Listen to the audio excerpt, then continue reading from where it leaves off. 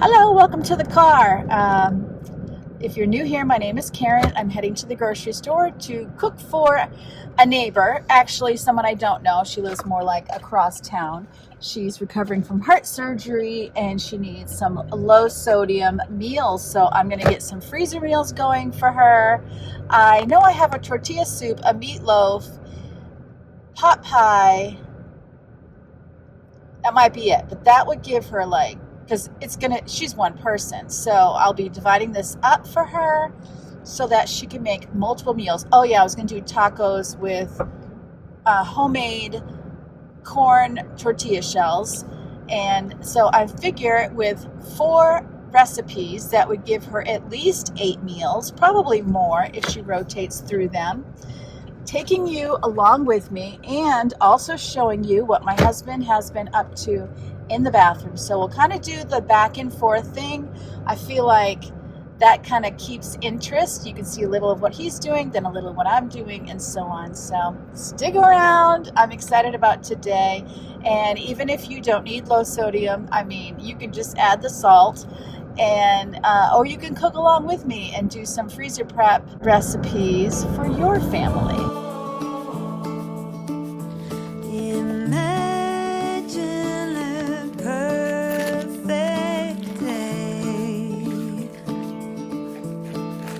Absolutely flawless in every way. That's the day I'm having right now. I pinch my arm to believe. I wish I could stay right here and never leave.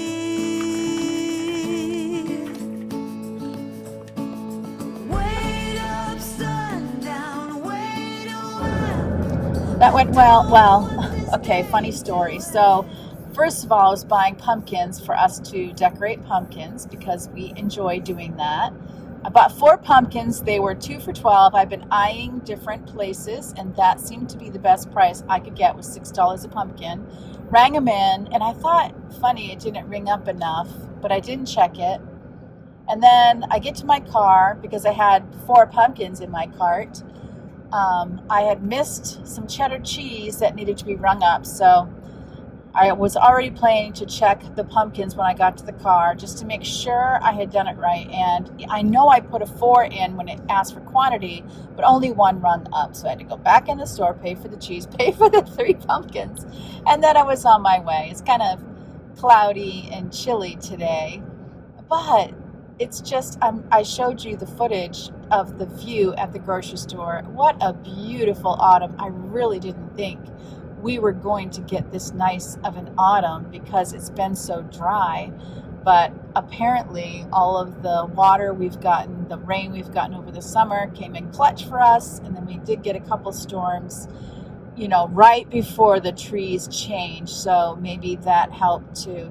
I'm just enjoying the beauty and cutting it kind of close for time. I thought I would be well home. I got so many steps in. I got like 3,900 steps in because I forget things. I go back and forth. I can't find things, so I check different aisles. And then I was so into the recipes that I was making, I was neglecting some of the things that I put on the list that our family needs that I missed in our grocery order. Oh my goodness. So what does that mean? I think 2,000 steps is a mile. So I put in just under 2 miles getting the groceries. So if you have knee issues or walking issues and you wonder why you get so zapped in the grocery store, I mean, that wasn't even a Costco. This is why. It's a lot of steps in there, but I feel good because I want lots of steps. Anyways, I'm going to get home. I'll show you what I got, and we will get cooking just as soon as possible. All right, for my family, I got some bread, stuffing, bananas, K-Cups, saltines, and broccoli. For the recipes I'm making, I got these little loaf pans for the meatloaf, and I got these containers for the soup And this is to cook the turkey in, and then, okay, I think I told you the broccoli was for us. The straws are also for us. And then I got 3 packages of ground beef. I'm using my own chicken and my own turkey. And then 1 salt-free black bean, salt-free tomato paste, salt-free beef bouillon, and then yellow mustard, chili powder, and cumin, because we were low, we didn't have any yellow mustard. So, you know, you're going to use a little bit for her and the rest is for you. And then some no salt added chicken broth, and some 2% milk, unsalted butter, frozen corn, 4 tomatoes, 3 avocados, 1 will be for her, 2 for us. I went back and forth a little bit on what I could make. So in the final count, I chose turkey pie, meatloaf, tacos, and tortilla soup. And when I counted it all up at the end, I either had 18 or 19 individual meals for her, and they were all packaged in such a way as they could be frozen. So it's always a big deal to figure out, what am I going to do first? Well, the turkey was going to take the longest. I decided to get that roasting. And what made this easier for me is the fact that I do have a double oven. So even though the turkey breast will take up the oven space in the bottom, I still have the top oven for anything else that might need to go in the oven. So I'm just seeing how many things I can kind of prepare ahead. And whenever I needed a break, I would go sit down for half an hour, 45 minutes, and then I would get back up again and get going. And by the timestamps of this video, it looks like I cooked for about 4 hours. But that doesn't count going to the grocery store. So in the end, from the time I went to the grocery store, came home, did all the prepping with breaks, with meals, delivered the food, came back, I started at 7 o'clock in the morning and I ended at 7:15 at night. So it was a long day, but by the timestamps, I can see it was about 4 hours on my feet in the kitchen. And so I'm just so thankful I'm healthy enough to do that. Definitely have been years when I was not healthy enough. I did freezer meals like years and years ago, but it has been years since I did that because I had young children and then I had gained so much weight, it was hard to stay on my feet that long. And so the weight loss and having older kids made all the difference in the world. And then I also had Robin's support. He helped me by doing dishes, and he put together the corn tortillas, and he also put together the pie crust. Once I had the turkey in the oven, then I decided to cut up all of the vegetables. And so any vegetable that would brown, for example, the potatoes, I cut up and I put in cold water. Now, I had a major faux pas with these potatoes. First of all, they're white potatoes. I bought them because they were on sale. Those aren't the greatest mashing potatoes. I prefer either red or gold potatoes. So I had one of the small potatoes that didn't get chopped up, and I noticed it when the potatoes were almost cooked. And so I pulled out that small potato, chopped it up, put it back in. So I left the potatoes in a little bit long. It does not take much with a white potato. And I blended them in a food processor, which you'll see later, and it came out as glue. It was really awful. And so my husband is making some sort of a potato pancake out of that. He has the batter in the refrigerator so that they didn't go to waste. And then later on in the day, I started from scratch with the potatoes, and I watched them like a hawk. I hand mashed them, and they came out much, much better, but there was no way I was going to give her glue as the mashed potatoes were to accompany the meatloaf. Uniformly delicious. Not all the same size, but delicious. Uniformly.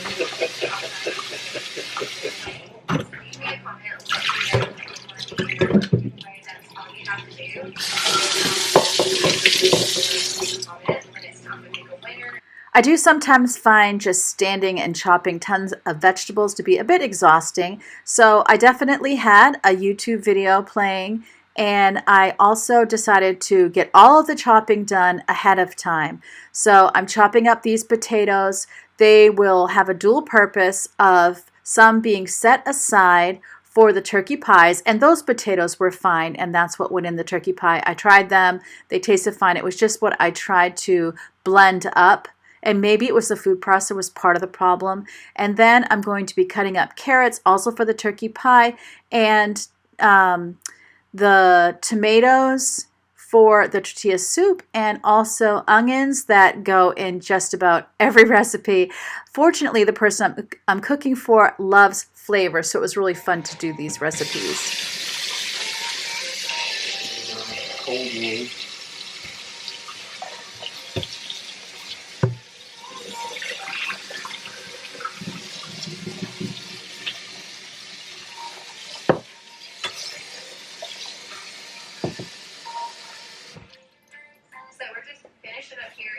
I got the potatoes turned on right away, and then I was turning my attention to the carrots. I'm trying really hard not to cook too terribly much, but some leftovers or things that were a bit extra ended up being our supper that night, so that worked out well too. Well, it was supper for Robin and I and Rachel. Rachel had some turkey, and then Ava was at work for supper, and Yvonne she was craving pancakes, so her dad made pancakes. You're going to see what he made them for breakfast in a few minutes too, and they were so good. And then he ended up making dough for pancakes, and then Rachel was willing to cook them up, and she did half blueberry and half chocolate chip. And that's something you always have to think about too, is on a freezer day meal, boy, would that be a good time to have something in the crock pot, something made ahead, unless you need your crock pot, of course, something easy or a fend for yourself night so that you're not completely overwhelmed. But I was really encouraged by this. My son and daughter-in-law and 3 grandchildren are coming next weekend, and I really think I'm going to cook ahead for them, and then we can just be reheating, and I can completely just focus on visiting without having a bunch of kitchen work to do. So this really gave me confidence that I do have the stamina to stand there and make many recipes and still feel good the next day. It was really all about making sure I was taking breaks.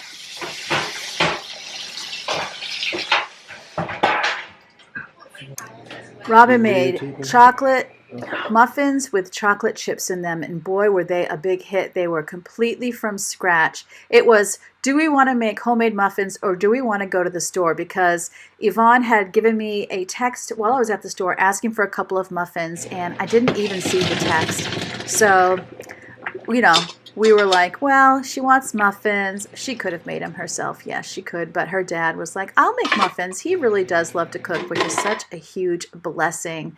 So those potatoes were getting drained, and the ones I had chopped up stayed. The ones I had whipped they're going to end up being a potato pancake.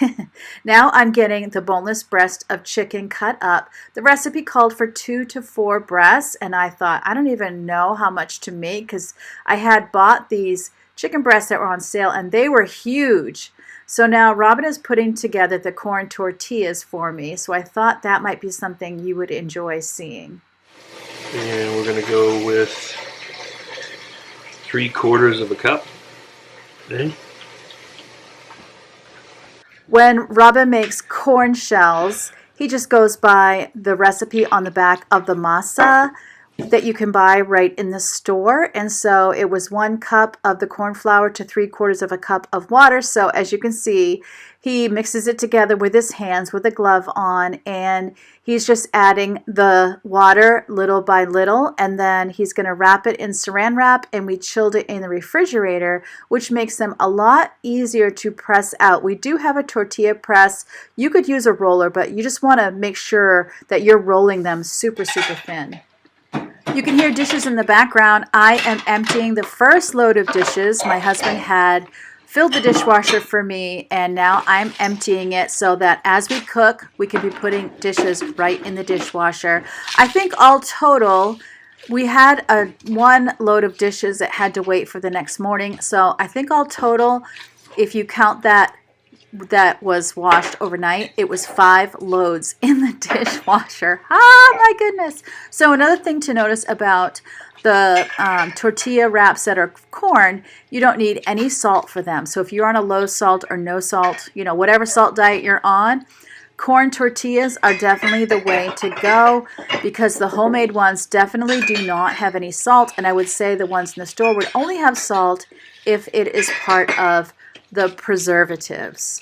And we'll let that sit. 15, 20 minutes, 30 minutes. Let it hydrate. Right. Let it hydrate, and then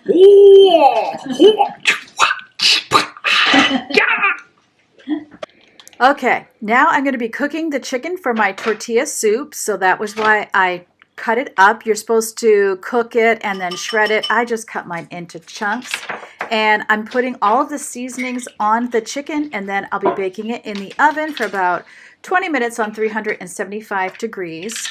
So I am doing 1/4 teaspoon of coriander. It had said whole coriander seeds. I didn't have that, so I just used ground coriander. 1 teaspoon of chili powder, 1/2 teaspoon of garlic powder, 1/2 teaspoon of ground cumin. And then I am putting it into the oven to cook. Now, I saw afterwards I was only supposed to put half of the spice mixture on the chicken in the oven to cook, and I didn't. I put the whole thing. Well, you know what? It was still very good. This is a no salt tortilla soup recipe. It calls for 3 cups of water. So what I chose to do is to do the no salt added chicken broth, 1.5 cups to 1.5 cups of water. And the reason that I did that is there is some salt in the no salt added chicken broth.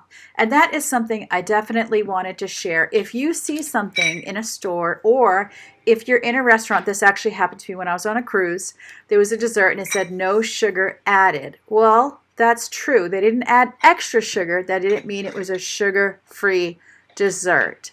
So it's the same in the store. For example, the bouillon I bought, the beef bouillon, said sodium free. So that was 0 milligrams of sodium.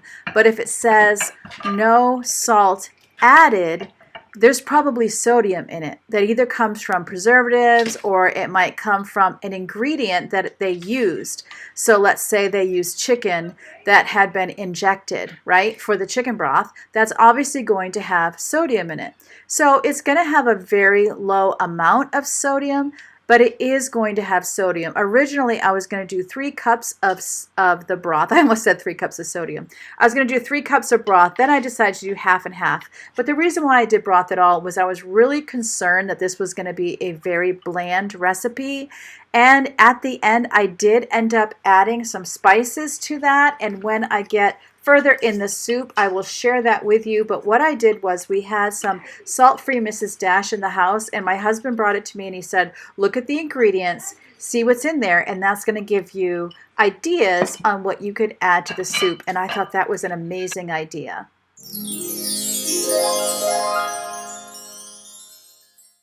Before I mash potatoes, I am taking out some potatoes for the turkey pies, and then I will get to mashing, and I'll let you know what I did, even though I had to do it twice. All right, I put a 1/4 cup of milk, which would be 32 milligrams of sodium, and now I'm going to add some melted butter. I didn't want to take my standing mixer out, and I don't have a hand blender anymore. I want to get a cheap $10 hand blender because sometimes it's just so much easier to do.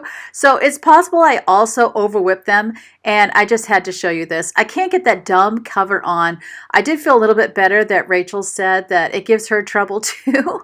Oh my goodness. So she had to come to my rescue, and then I just kind of covered my hand over the top because I couldn't find the plug to it, you know, the part that plugs the hole in the top. So there is the infamous mixing. Give it a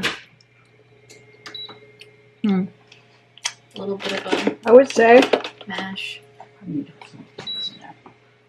it's a little gummy, like overcooked potatoes or something. Maybe I should just leave it. Do the texture. Yeah, it is a bit gummy. I don't feel like I can give those to her. That's fair. You have a whole bunch of potatoes over there. I know, but they're for the pot pie. Ah. Fail! Oh yeah, that's nasty. It's like... Okay, so no food processor next time. No, it's like paste. Oof. See that? Yeah.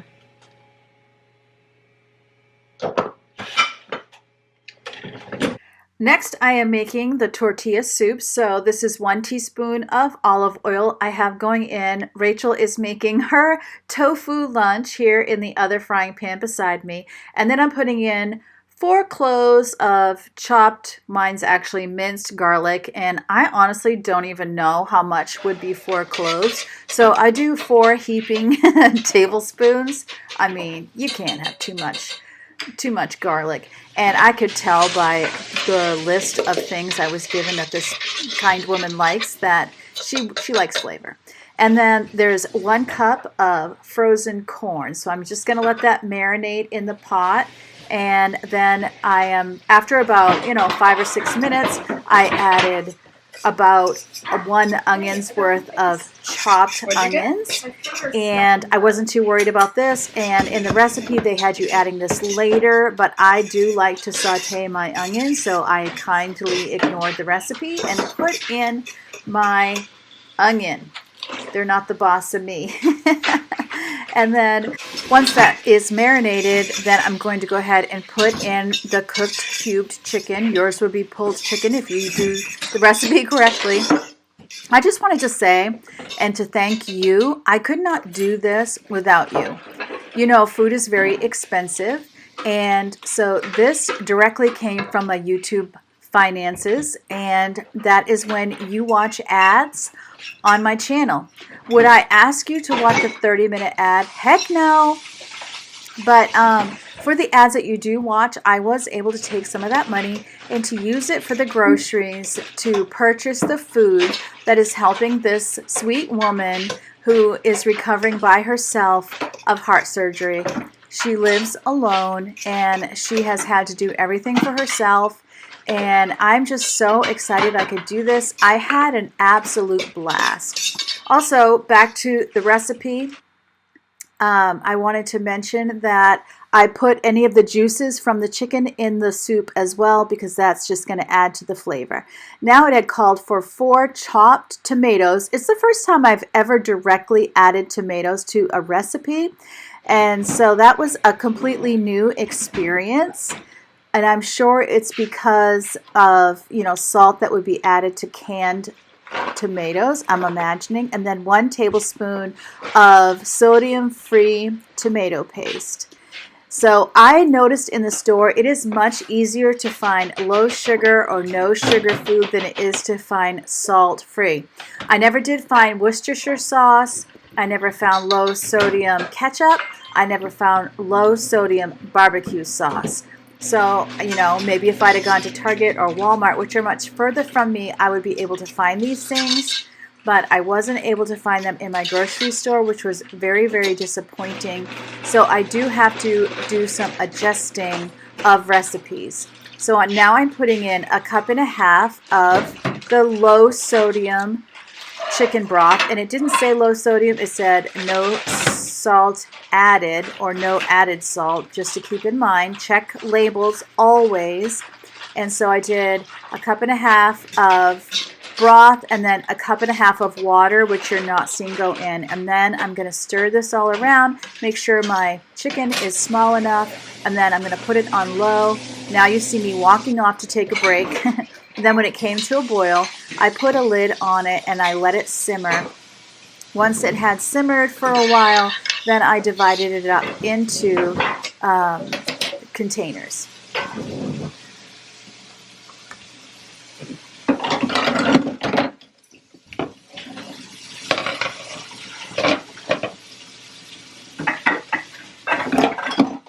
Now I decided to put the meatloaf together. So I ended up weighing the meat and I got 2 pounds of ground beef here. It is 90% lean. And I'm putting in 2 large eggs and 1/2 cup of minced onion. And then 1.25 cups of 2% milk. Don't know why it was 2%. It just, that's what it said. So that's what I bought. And then 2 tablespoons of garlic. Mine are a little bit heaping. It called for low sodium Worcestershire sauce, which I couldn't find, so I'm like, I'm not worrying about it. It called for a cup of matzo meal, breadcrumbs. I didn't have that either, so I did 1 cup of panko crumbs, and then a teaspoon of dried mustard, a teaspoon of thyme, a teaspoon and a half of herb ox beef bouillon, no sodium granules, a teaspoon of black pepper, 2 teaspoons of chili powder, and 1 teaspoon of Italian seasoning. And it said to check the back of your Italian seasoning, make sure it doesn't have any salt. The Nature's Promise did not have any salt. 1 teaspoon of liquid smoke, which I did not find in the grocery store, so I didn't worry about that either. And so then I was a little bit worried about texture and such, where I was making some adjustments, but it was all perfectly fine. And I opted away from the glaze because you would have needed either a low sodium ketchup or a low sodium barbecue sauce, which I also couldn't find. So now I'm just mixing it up with my hands. Of course, I have my gloves on, and then I decided to switch out the gloves when I divided it up. I have the disposable meatloaf pans. I'm spraying some avocado oil here at the bottom, and I bought smaller loaf pans. I just thought it would be easier, and then I'm going to be dividing it up for her as well, cutting it up, wrapping it, and all of that. So I'm just trying to divide it as evenly as possible in the 3 loaf pans. So while I'm doing this, in a second here, you're going to see me dividing up the soup, the tortilla soup. So I looked at the back of the Mrs. Dash to add something to the soup. I felt like it was a little bit bland. I added some lemon, just like, you know, I have a bottle of lemon juice, and so I just added a couple squirts there. I added Italian seasoning, probably about a teaspoon, a little bit of oregano, and then I had Rachel taste it too, because she's a really good cook when it comes to just measuring with her heart and doctoring things up. So I was glad she was there and she was able to help me, because I don't actually show this. So I'm dividing this up into 3 portions, and I bought Rubbermaids for this. It can easily be frozen. And if I were to do that, I would put some saran wrap on the top of it and then put the top on, because that will keep it from developing any frost. Also, with those meatloaf pans, that was 350 degrees for 55 minutes, or until the center registers 160 degrees Fahrenheit. I found 55 minutes to be just perfect at 350 degrees, and it came out completely done. So I was happy to see that the temperature and the amount of time was very accurate. Of course, I did divide them into 3, which also helps them to cook quicker, and it gives me a little bit more confidence too. So I'm going to let those cool. Meanwhile, Robin is measuring out his shells. If your shells are about the same weight, then you know that they're going to come out to about the same size. So just for the sake of uniformity, he does like to go ahead and weigh those. You wouldn't have to do that, but again, if you want them to come out about the same size, then you're going to want to, you know, measure yours too, unless you're really good at eyeballing how big the ball is. And they came out really good. One of them was small, which was kind of funny. He couldn't quite figure that out. While he was doing this, I took a break. I got myself a cup of coffee, and I sat down for a little bit and just rested my feet. And he does have this plastic that he is pressing the balls in between. So like I said, we have a tortilla press, which makes it so super easy, as you can see. But if you didn't have that, I know when we used to make flour tortillas, we definitely did not have a press, and we used to roll them out. But I have to say that I like the corn tortillas better when they're thin. So if I were to try to roll them out with a rolling pin, I would just want to make sure that they are thin. It was really nice that we could do this together. We both have pretty strong personalities. We know how we like things done. So we've never been the type of couple that doesn't speak their mind to each other. And there's been times where he's like, is there anything that we can actually do together? Because sometimes with ministry stuff, we can have 2 opposing opinions on how something should be done. But I have to say that cooking together definitely is one of those things that works very, very well. And so we were having fun getting to do this together. And he's a helper by nature. You probably noticed that even around the house in my marriage, that he's always willing to come alongside of me and help me in whatever I'm doing. So I can't even remember if I told him. I don't think I told him before I made the offer to make the food. I mean, I knew he wouldn't mind, but he didn't even know this was going down until, I was actually planning on buying the food. And then I'm like, oh, by the way, and of course, my personality too, I'm not just going to make one meal. I was trying to make a bunch of meals because I did feel like if she's recovering from surgery, if it was a church thing, then you have different church members who are bringing food and you kind of sign up for the whole meal train thing. But I knew I was the only one and I didn't want to just bring over one meal. Robin opted to go ahead and cook the corn tortillas outside. This was you've seen the Blackstone grills. Well, this was a flat top that you can just put on top of an already existing grill. And so that is what he is using to cook these corn tortillas. It's a patient process. It takes a few minutes. You're basically wanting it to be brown on both sides, but you don't want to cook them too long or they become as hard as rocks. So it's just one of those things you kind of get used to doing. I probably tend to cook mine less than he does even, but he is pretty much becoming the tortilla champ. At this point, he's done it so many times. In fact, I know, I said it in my last video too. I've never actually done the corn tortillas. I assumed I was going to be doing everything alone. I don't know why I was thinking that, because he always comes alongside and helps. So he did this time as well. And I think we got 8 or 9 tortillas out of this batch. It was supposed to be for 6, but it ended up being more.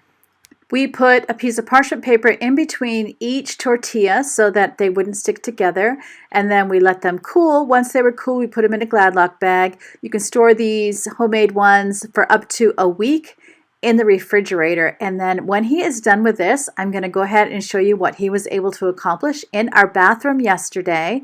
He's actually taking this Friday off. He's going to work all day Friday, all day Saturday on it, and see what we can knock out. I'll be able to show you some of the adjustments that we have made. So he's measuring and measuring and measuring again. Before, we were coming halfway down the wall with the wallpaper, and then we were going to buy some sort of paneling for the bottom half and use a chair rail. But we have had some financial tightness, let's just call it, some unplanned financial costs that have come up around the house, as things do and around the house and in life. So here's what we chose to do. I'm really glad I picked this wallpaper because you can't really see seams all that much, and it's supposed to be kind of seagrass. Oh look, there I am now doing those curtains you already saw me wash. Anyways, so what we opted to do was to go all the way to the floor with the wallpaper, and he is marking off a line. We're just going to get some molding and make a chair rail, but we're going to go floor to ceiling with the wallpaper. We have the wallpaper. We bought more than we needed, luckily. So I do believe we're going to have enough wallpaper, and even if we needed more, we would only need one more roll, which would basically be $50. And then when we decide what we want on the bottom half and funds are replenished again, we'll think about doing the bottom half, but I think I would probably save for the vanity before I would do that. But this is a major change. I had toyed with doing the peel and stick that looks like subway tile on the bottom of this, but at the end of the day, we already had the wallpaper. It matches, and so there was no reason to spend money that we don't have when we could just be using the wallpaper that we do have. So we're leaving the sink and the mirror there, the second one, until he takes the day off to do that, and just working with where we already took the other sink and toilet off. So he's filling the holes from where that was and getting the wall prepared so that he can wallpaper that area. And again, like I said, it will go from floor to ceiling. I'm really looking forward to have this aqua removed. I liked it when I put it up. It's been up a long time and I am completely sick of the color. This is why I'm not a DIY channel. We have been working on this bathroom for a year, people, a year. But financial constraints, time constraints, different things got in the way. And, you know, it's just how life works. So on my channel, I'm more about how my real life works.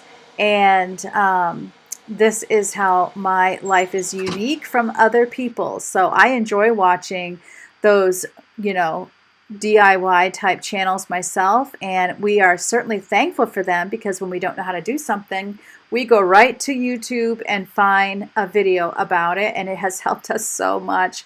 But when push comes to shove, you know, this is how things tend to work for us. I had intended on hiring someone to do the bathroom because I was completely naive to how much it actually costs to have someone work on the bathroom. As soon as I found out that it was going to cost me about $3,000 to have someone put my tub and shower install, we quickly backpedaled and decided this was going to be a DIY project. However, I am super excited that we're going to be able to basically have it almost finished. I mean, I am not overly optimistic that it's going to be done, but I think there's going to be some trim work that still needs to happen and little details, but I think the bulk of it is going to be done by the end of this coming weekend, and I'm going to be so excited to show you what happened. I don't know how long it will take me to edit. I will say that I have been editing this particular video all day, because when I uploaded all of my video clips, it was 5 hours worth of video clips. So, oh my goodness, I have 2 hours worth of clips left. That means I have already gotten 3 hours down to 36 minutes. Oh my goodness. Can you believe it? But I always love to share these things with you guys, and I'm just so thankful to be here on YouTube. If you've never subscribed to my channel, I really hope you will. I really do want to grow and help other people, encourage other people. My message here is be kind to yourself, be gentle with yourself. There's more to life than cleaning and organizing and decluttering, and even in home improvement. There's more to life than that. So even though I want to motivate people and encourage people and help them get the things done around the house they want to get done, I always want to make sure I have the message of taking breaks, of it not taking over your life, giving up the guilt, realizing that you're not supposed to be doing work from the time you get up to the time you go to bed. I don't think that's what God intended either. He took a rest even though he didn't need one, so that we would have that example, and it's something we need to take seriously. We have people in the world to love. We have a life to enjoy. God gave us all good things that we might enjoy them, and if you're working so hard that you can't enjoy anything, you are clearly working too hard. It is so important to have some hobbies, to take breaks, to take a walk. You know, before I go to bed at night, one of the ways that I'm able to stay thankful is by just, when I get into my bed at night, I take a minute and just think, I'm so thankful for these soft, warm blankets. I'm so thankful to have a roof over my head, and I start thanking God for these simple pleasures of life that you can easily take for granted until you turn on a news channel and you realize how much people do struggle. And even though we all have struggles, even though we all have those things, there's usually something that we can be thankful for. Whether it's health, whether it's a helpful hand, whether it's a beautiful flower or trees or a warm bed, there's always something that we can be grateful for. And I think just having that moment of reflection at night really does help me to sleep better, and it also helps me to look forward to the next day. I have so enjoyed that my job is to get to put videos up for you guys to watch. I'm so thankful for YouTube. They charge me $0. I'm telling you that videos take up a ton of space. And I can remember the days when you put things on the internet or on, let's say, a blog or a video. I mean, oftentimes things would actually cost money once you had used up a certain amount of space. If anybody has a cloud, you understand what it's like when the cloud is full. You're going to immediately get offers to buy up space. YouTube charges me $0.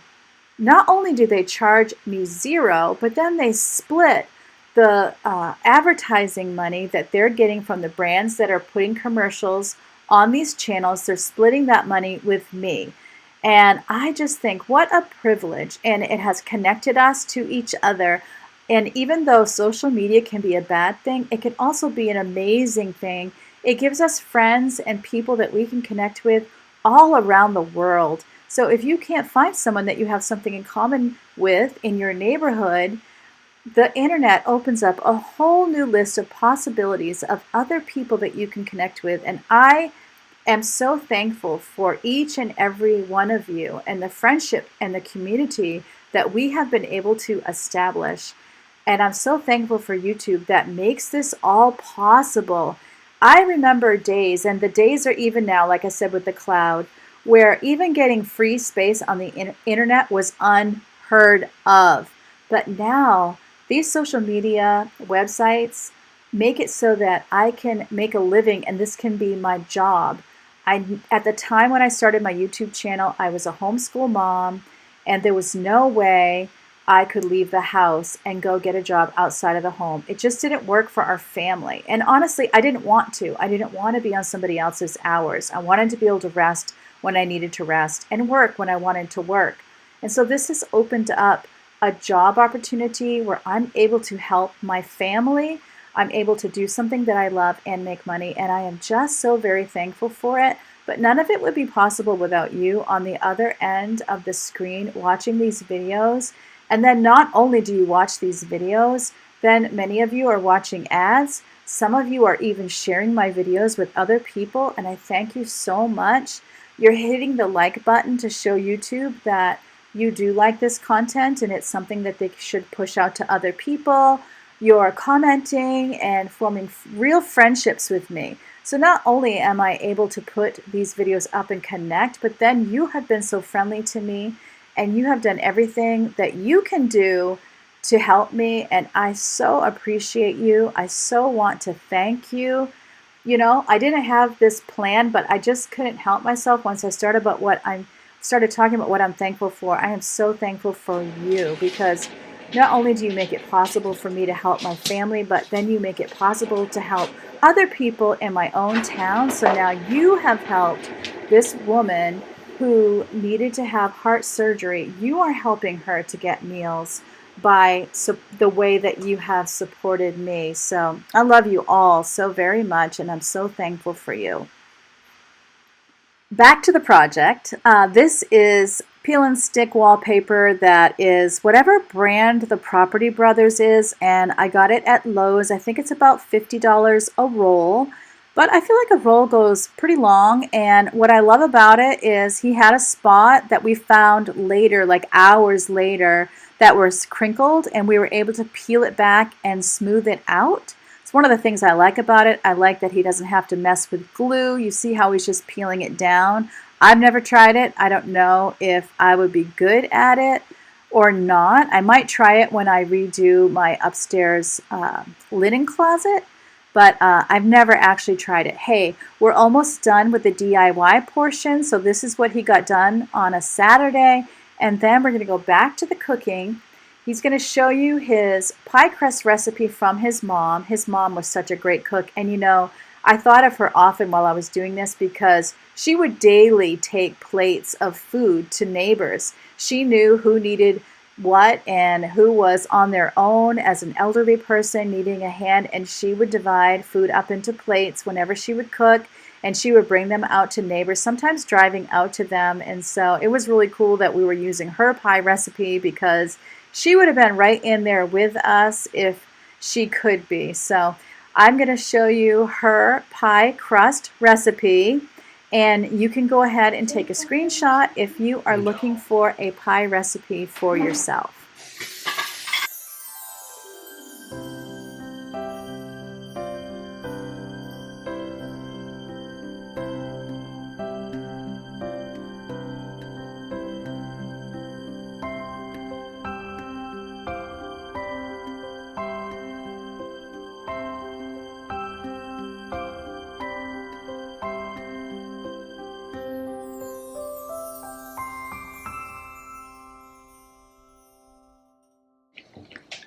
Some people tell you that you want to see pea-size little boletas, little balls, right?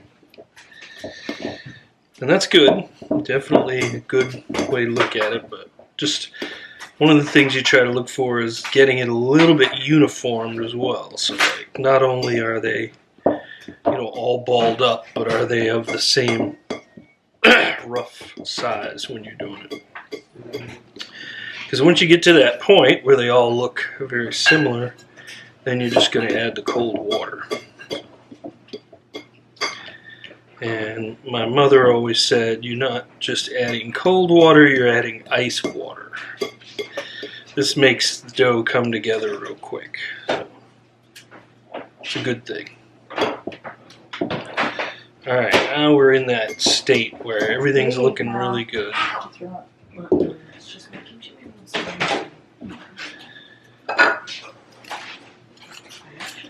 Alright.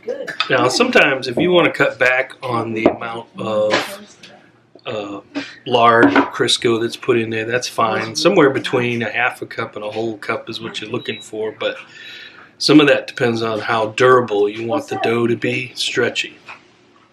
She's using the treadmill. It's alright. I think it was the camera. No, it's not the camera. No. Alright, so now we gotta get half a cup of this. So I put ice water in this cup. So now I'm going to pour some in here so I get half a cup. Okay.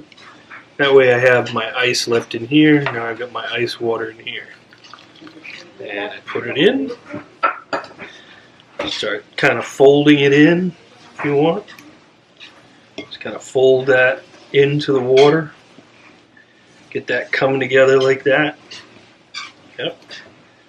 That's the way you want it to look. Very, almost wet-like, right? Okay. Now, I am going to put on a glove. And I'm going to put some more flour on my hand. Okay.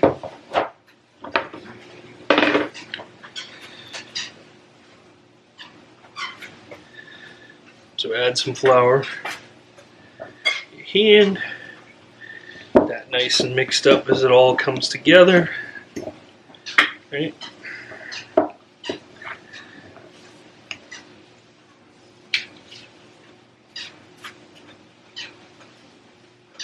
Just making sure I didn't miss anything. Okay. I'm going to sprinkle a little bit over because this is a little wet from what I would expect. Pull this together. Now that's what you're looking for right there. See how that came together very nicely into what you would see as a dough. We'll move it around a bit. We're going to chill it once we're done with that. Okay. So I got to get some plastic wrap. Try just a little bit more there.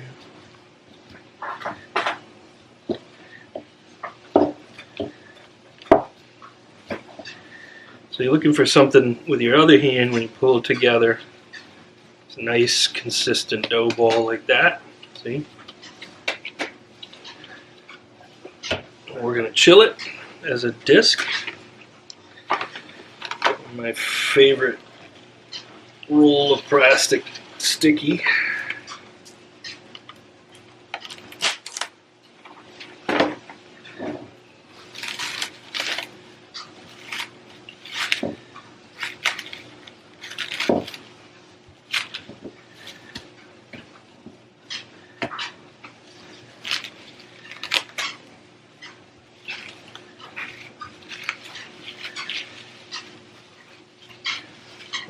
Throw that in the freezer, probably for about 25-30 minutes. Meanwhile, my turkey is out, so I'm straining all of the drippings, and then I can carve it up and set aside that meat so that I have it for my turkey pies, and I'll be all ready to put all of that together and to thicken the drippings.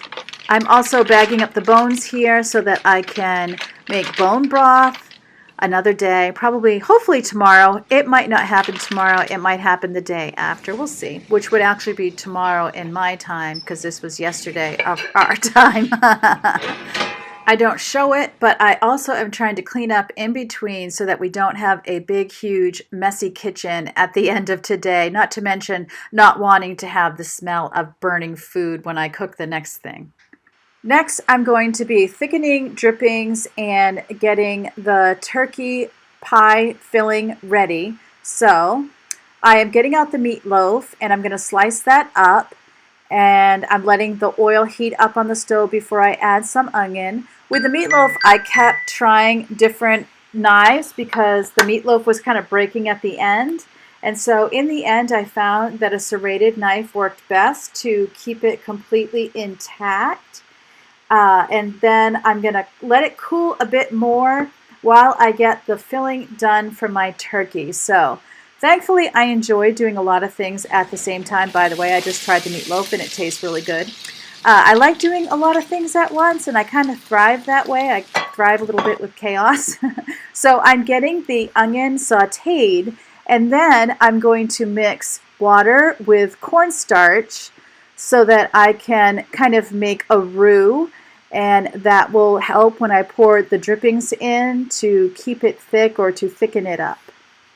I also added some pepper to it, and I had to keep reminding myself as I was cooking, don't add salt, don't add salt. It's just amazing how much of a habit that is, but this ended up great without the salt. Now that I have that roux going, I am adding turkey broth, and I think I added about 2 cups. I'm really just guesstimating. The whole point was it needed to be thick, but I'm going to be putting it on the warmer burner on my stove, so I know it'll thicken, as that, it'll kind of reduce down and thicken on its own. And so here I am adding the potatoes and the carrots and stirring that around, and then I can cut up turkey and add that as well. I'm eyeballing the turkey as I add it in, just seeing, what makes it look like it's enough meat. And as far as the overall filling, if I have too much, I know my family will eat it. In fact, I end up having the filling for supper without the pie crust. And if I have too little, it will make what it makes, and I'm really not worried about it. I know I'm giving her way more food than she was counting on, so that kind of lessens the pressure for me as well. I let that all simmer together, and then I put it in the middle, which is where my warming zone is on my oven. We are ready to roll out the pie crust, or Robin is, rather, and he's like, what size did you want this? And I'm just clueless. I have no idea. You just go as you go, and I wanted to have pockets or something so that we could freeze them individually and easily for her. And as it was, I'm spending 100 times saying, why didn't I pick up those grocery bags behind him? And then I'm thinking, why didn't I close the door to my daughter's room? Does anyone else do that? That's the weirdest thing about editing yourself, is you see all these things that you didn't even notice when you were doing it, that at the end of the day don't even matter, but it's just stuff you cannot unsee no matter how hard you try. This is rolled out pretty good. What is you gonna fill them and fold them over? Is that what you want to do? Does that sound good idea? Yeah, I mean, you just got to get a pan. Yeah, okay. And you're gonna make them like empanadas, right? Is that Sure. what you're saying? Do I know what I'm doing? No. How much gravy are you gonna put in there? I already have the mixture. Okay. Well, let me Wait. get that might be tricky. Let me use the bowls that we have. Is it hot? Yeah, warm. As long as it's not hot. I don't know, it could be hot. Okay. Well, I'm the gonna steam use coming one off of these it. then.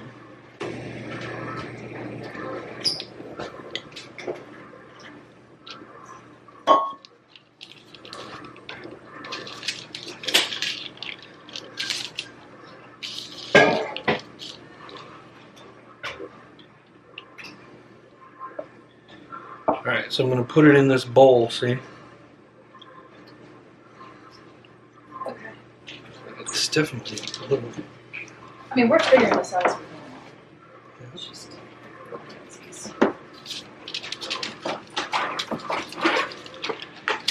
Make sure I have a fork.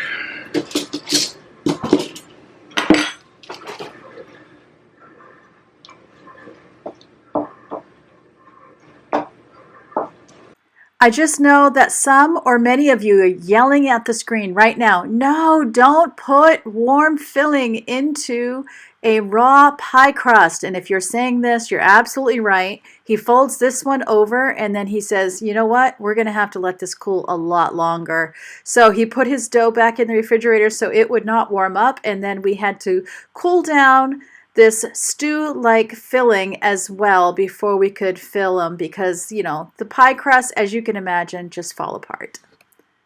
That's okay, I can package up the meatloaf. So I put in what I thought might be one meal for her in each of the pieces of saran wrap, and then I'm putting it in a large Gladlock. But then after I remake the potatoes and I mash them up, I ended up deciding to do one Gladlock for a meal. So I did one block of the meatloaf with the potato, and you're going to see that a little bit later. I also was putting on each of the Gladlock bags how much sodium was in each serving that I had. And so on this with the potato, I had originally put 0, and then I realized no, it has milk in it, and there is a bit of sodium in milk. Now when I divided it up, because I think I had 5 different servings of potato, and so when I added up and divided, you know, that like half cup of milk or whatever I used, it was a trace amount. So it didn't end up mattering, and so this night was actually a sodium-free night, so that means she could have her sodium the rest of the day. So that was why it was so important for her to know, is because she kind of plans out her 1,000 milligrams of sodium throughout the day. And so I was glad that these recipes all had sodium count, and anything I switched, I could just look at the labels. Now it's time for the 0 sodium taco seasoning. So it's 2 tablespoons of chili powder, 2 teaspoons of ground cumin, 1 teaspoon of paprika, 1 teaspoon onion powder, 1 teaspoon garlic powder, half teaspoon black pepper ground, half teaspoon of dried oregano, a 1/4 teaspoon of cayenne pepper, adjust to taste, and optional was a 1/4 teaspoon of smoked paprika, which I did not add because I'm going to be honest with you, I'm not a big fan of smoked paprika. I like it in some recipes, but I had just made something, I can't remember even what it was, some kind of soup I made recently, and the smoked paprika kind of took over and it turned me off, so I didn't use it. And then I was awful happy to get to use some of the oregano that I had grown in this as well. But I figured I would listen to some Christian music while I am eating breakfast to kind of help me set the tone for the day. That's Kimmy Cope that I'm listening to, by the way, and it's K-I-M-I. I had somebody ask me that once. So I am going to cook up the hamburger. This is the 90% lean that I had also purchased for the meatloaf. I almost forgot that it was meatloaf. I'm like, what was it I made again?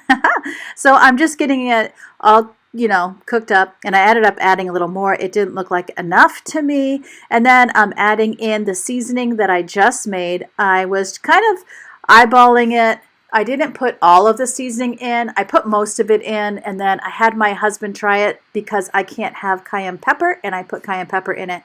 And then I added some water to it, just like you would when you get the store-bought seasoning. So again, eyeballing. It's however much it can take. You don't want it to be soupy, and I'm just going to let that simmer. I added a little bit more spice, a little bit more water, and letting that simmer together. You can see that I mashed the potato. I hand mashed it this time with a little bit of milk and butter, unsalted butter, of course. And then you can also see extra turkey gravy on my warming spot on the oven in case I need more.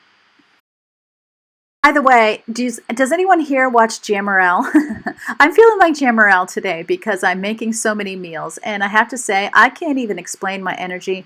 It had to be a God thing because I'm more tired editing this than I was cooking it all, which makes 0 sense to me. So anyway, the stew is, you know, cooled off enough, the filling, and so my husband is getting the pie crust rolled, and he found that mixing bowl that was a great size for it. And so he is rolling out all of the pie crust, and then he'll be putting some in there and folding it over. We kind of had the idea, like an empanada is what our idea was, so that kind of helped guide what we were doing. And so he's going to fold over the pie crust, and then he's going to press it with a fork. And he said for next time, because I would like to do this for my family, is he would have me make the potatoes a lot smaller. Okay, you saw my little hand in there, and that's because I wanted there to be an even amount of carrots, turkey, and potato, and he thought I was a little cray-cray. But, you know, I do get a little perfectionistic sometimes. But either way, these came out absolutely amazing. I can't wait to do this for our family. It's the first time we've ever done it as a pocket. And I was thinking of Hot Pockets, and I remember doing this with pizza with the kids with homemade pizza dough, which was great fun, but I really saw tons of possibilities for these pie pockets and anything that you could be putting in them. Meanwhile, the taco meat is cooled down, and I can now put it in freezer bags. And so I'm making sure to label everything. And so she's going to have 4 meals worth of taco. And I'm just trusting that she's able to get the vegetables that she needs for each of these. Actually, I started out with 4, and then I thought, nah, that's not enough. I think I'll just do 2. I forgot. I'm trusting that she's going to be able to get any vegetables that she needs, because I don't know when she will be eating this anyway, and I know that our grocery store delivers. I'm making sure every bag is labeled so that there's no guesswork with whatever is in the bag and how many milligrams of sodium. Meanwhile, it's time for our turkey pockets to go in the oven, cooked at 425 degrees. Robin did flip them over midway, which is actually what he's doing right now. We just want them golden brown on both sides. Obviously, what's inside has already been cooked, and it's going to be frozen, so there's no point, you know, it's already been cooked, so it's fine. We just want to cook that pie crust. Meanwhile, I am dividing up my mashed potatoes into 5 lumps because I know I have 5 servings of meatloaf, and so that way there'll be 5 servings of mashed potatoes as well. My aunt used to put them in muffin tins and then flash freeze them and take them out. That would have been an option too, but what I ended up doing was just taking these balls and wrapping them in saran wrap, and then, as I said, they're going to go in a bag with their corresponding meatloaf for a meal, and then she could just pair it with a vegetable that she probably even has on hand.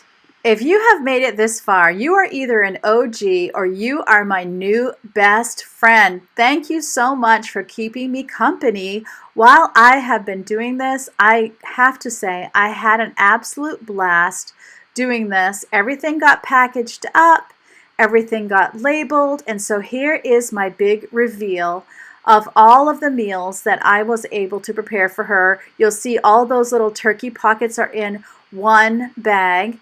And I was able to tell her exactly how much sodium. That took a little bit of math, but it was okay.